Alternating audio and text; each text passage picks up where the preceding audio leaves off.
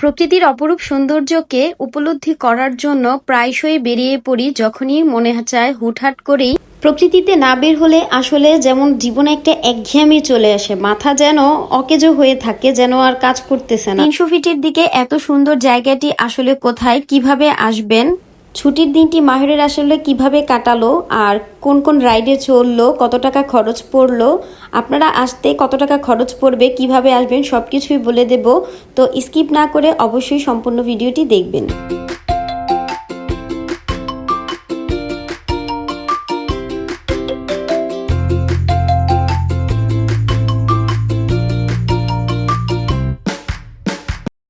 আসসালামু আলাইকুম viewers, welcome to my another blog. আজকে আমরা ঘুরতে চলে যাচ্ছি, কোথায় যে যাচ্ছি তা নিজেও জানি না, তবে 300 ফিটের দিকে যে যাচ্ছি এটা খুব ভালো করে বুঝতে পেরেছি। 13 মুখ পার করে যখন আমরা এই রায়তার রাস্তায় যখন আসছি তখনই বুঝতে পারলাম যে আমরা এখন যাচ্ছি হচ্ছে গিয়ে 300 ফিটের দিকে। তো সেখান থেকে জলশ্রী সেন্ট্রাল পার্ক হয়ে হচ্ছে লেক সিটির দিকে যাব। প্রায়শই ফ্রাইডেতে ঘুরতে বের হতে পারি না, কারণ অনেক ব্যস্ততার মধ্যে থাকতে হয়। আর তাছাড়া বাসা থেকে বের না হলে মনে হয় যে একটা অসুখে ভুগতেছি, নিজেকে রোগী রোগী মনে হয়। একটু বের হলে কি রিফ্রেশমেন্ট পাওয়া যায়, মাইন্ডের জন্য যেমন ভালো, ঠিক তেমনি একটা রিফ্রেশমেন্ট, হাওয়া, নতুন কিছু এক্সপিরিয়েন্স, অনেক কিছুই আসলে পাওয়া যায়। তাই হুটহাট করেই যখন একটু সময় পাই তখনই বেরিয়ে পড়ি প্রকৃতির মাঝে নিজেকে বিলীন করে দেওয়ার জন্য। আর প্রকৃতি থেকে অনেক কিছু শেখার আছে। প্রকৃতি তার নিজ নিজ গুণে গুণান্বিত, যা বলে আসলে শেষ করা যাবে না। তো আমরা চলে আসছি হচ্ছে গিয়ে 300 ফিট থেকে পার হয়ে আফরউদ্দিন লেক সিটির দিকে।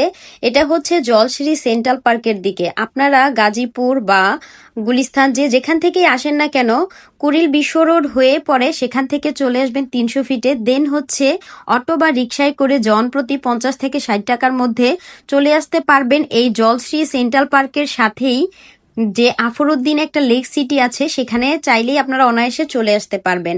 আমরা এখানে আসার পরপরই চা খেয়ে নিলাম। দেন হচ্ছে গিয়ে দোলনা ছিল অনেক সুন্দর, আর সামনে যে একটা রিভার ভিউ ছিল সেখানে হচ্ছে গিয়ে পালতোলা নৌকা চলতেছিল, স্পিড বোট, ছোট ছোট নৌকা ছিল, যদিও একটু সামনের দিকে। তো আমরা ফার্স্টে এসে কিছুক্ষণ দোলনাতে অনেকক্ষণ থাকি, অবস্থান করি, দোলনাটাতেই ভালো লাগতেছিল। আর বিকেলের ওয়েদার যেহেতু খুবই ভালো লাগতেছিল, বাতাস ছিল চারিদিকটাতে, এখানে আমরা অনেকক্ষণ বসে থেকে কিছুক্ষণ ছবি ভিডিও তুলে নেই। দেন হচ্ছে গিয়ে জায়গা পরিবর্তন করি। অন্যান্য জায়গার ফুড কোর্টগুলোর মতো এটাও খুব সুন্দরভাবে স্বাচ্ছন্দ্যভাবে সাজগোজ করিয়েছে। তারপর আমরা এখানে কিছুক্ষণ থাকার পর মাহেরকে রাইডে চড়ানোর জন্য চলে যাই। পাশেই ছিল এই রাইডগুলো। তো যখন আমরা ওইখানে যাই তখন মাগরিবের আজান দিচ্ছিল। তো আমরা যখন টিকিট কেটে নেই মাহেরের জন্য, ও প্রথমে একটা রাইডে চড়ে, তারপর হচ্ছে আরেকটা রাইডে ওঠে।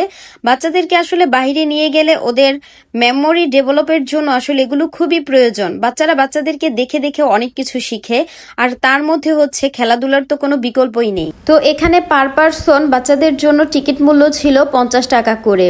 বাচ্চারা আসলে ফার্স্ট টাইমে মাহের খুব ভয় পাচ্ছিল, তারপর ওদেরকে দেখা দেখি একটু সাহস জুগিয়েছে, তারপরে খুব ভালো করে ও আসলে খেলতেছিল, খুব মজা পাচ্ছিল।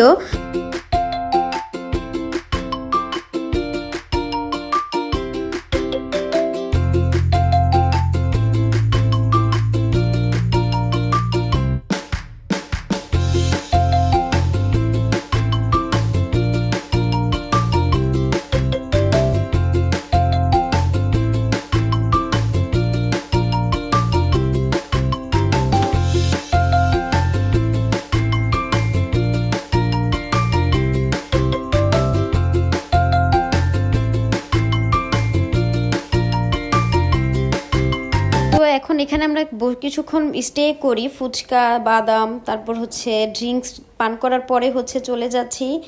আর অনেক রাত্র হয়ে গিয়েছে, মাহের আর ভালো লাগতেছে না। তো এখন আমরা যাব 13 মুখের দিকে, সেখানে গিয়ে মাহের জন্য খেলনা কিনা হয়।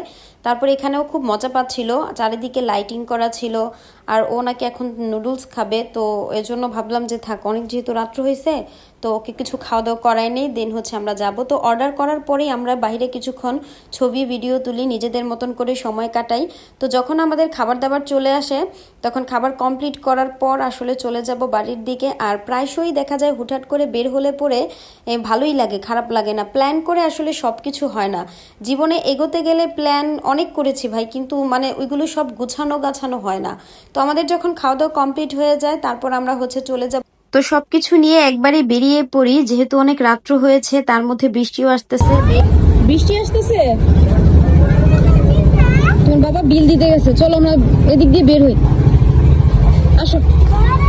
এই যে দেখো বৃষ্টি পড়তেছে, দেখছো রাস্তা ভিজা, চলে আসো। না, ওর গাড়িটাও ভিজতেছে, চলে। তো আজকের ব্লগটা এই পর্যন্ত। সবাই ভালো থাকবেন, সুস্থ থাকবেন, দেখা হবে নতুন কোনো ভাবে নতুন জায়গায়। আল্লাহ হাফেজ।